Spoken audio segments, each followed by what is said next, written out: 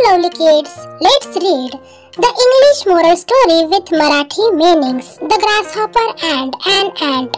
नाकतोडा आणि मुंगी. अशाच नवनवीन व्हिडिओसाठी पीकेज लर्निंग या चॅनलला नक्की सबस्क्राइब करा.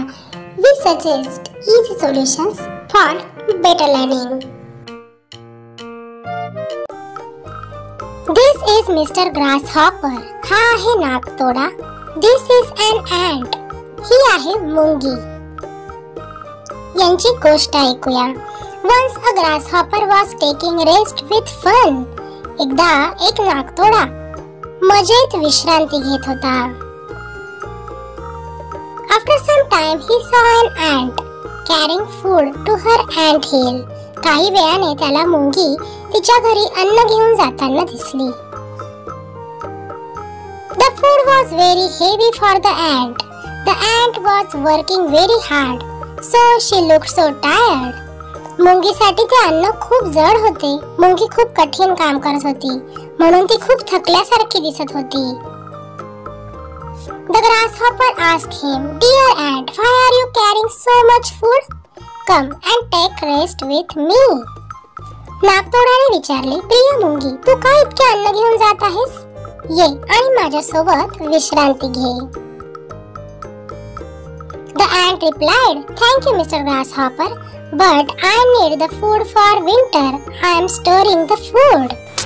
मुंगीने उत्तर दिले, "धन्यवाद श्री टोळ म्हणजेच नाकतोडा, पण मला हिवाळ्यासाठी अन्न हवे आहे, म्हणून मी अन्न साठा करत आहे." The grasshopper laughed an ant, but the ant ignored and went away to complete her work. नाकतोडा मुंगीवर हसला, पण मुंगीने दुर्लक्ष केले आणि तिचे काम पूर्ण करण्यासाठी निघून गेली.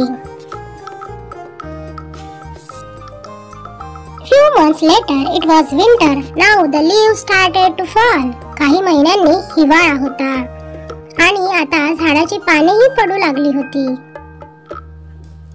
The ant was warm in her own home with all the food that she needed. मुंगी तिच्या स्वतःच्या उबदार घरात सर्व गरजेच्या अन्नासोबत होती, म्हणजेच तिला अन्न शोधण्यासाठी एवढ्या थंडीत घराबाहेर जावे लागले नाही. But at the same time the grasshopper shivered in the cold, realizing he had no food to eat. पण त्याच वेळी नाकतोडा थंडीत थरथर कापत होता आणि त्यातच खायला अन्न नाही, हेही त्याच्या लक्षात आले. He was very hungry. He wished he had never laughed at the ant. Then he decided to go to the ant for help. त्याला खूप भूक लागली होती. त्याला जाणीव झाली होती की आपण मुंगीला उगाचच हसलो. मग त्याने मदत मागण्यासाठी मुंगीकडे जाण्याचा निर्णय घेतला, कारण त्याने आळशीपणामुळे पुढचा विचारच केला नव्हता.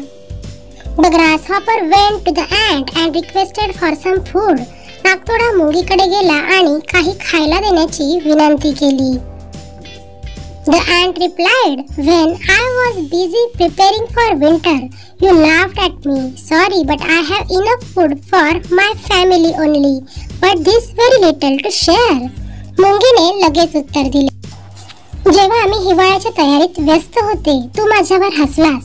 माफ कर, पण माझ्याकडे फक्त माझ्या कुटुंबापुरतेच पुरेसे अन्न आहे, पण देण्यासाठी फारच कमी आहे."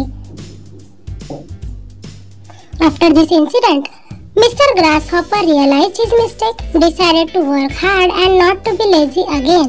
या घटनेनंतर नाकतोडाला त्याची चूक लक्षात आली. पुन्हा आळशी न होता कठोर परिश्रम म्हणजे कष्ट करण्याचे नाकतोडाने ठरविले. The moral of the story: be responsible, don't be lazy, and always prepare for the days of necessity. तात्पर्य: जबाबदार राहा, आळशी होऊ नका आणि नेहमी आवश्यक दिवसांसाठी म्हणजेच भविष्यात निर्माण होणाऱ्या अडचणींसाठी तयार राहा.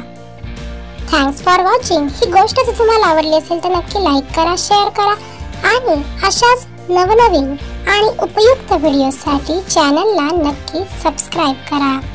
धन्यवाद.